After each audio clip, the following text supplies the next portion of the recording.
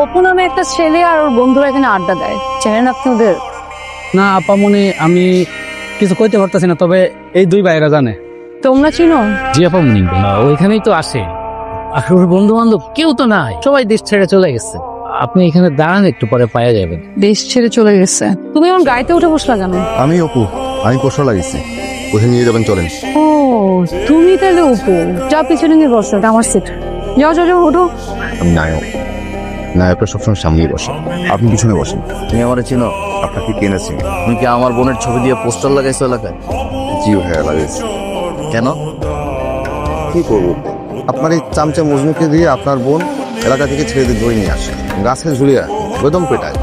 আপনি যতটা বলছেন ততটা বদমেজাজি না, আপনি যতটা বলছেন ততটা বদমেজাজি না। ও খুব ভালো, রাগ একটু বেশি, আর মেয়ে মানুষদের রাগ একটু বেশি থাকে।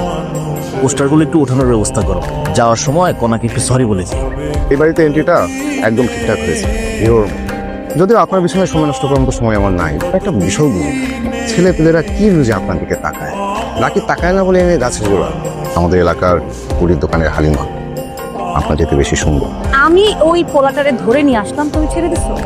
ভালো ছেলে, ভালো ফ্যামিলির ছেলে। তাছাড়া এই ছেলে বাবা তো আমাদের আপনার বন্ধু ছিল। ভাইয়া আমাকে অপমান করছে, আমাকে অপমান করছে, তুমি কিছুই বললা না। আচ্ছা, কি বলছে আমার বললা?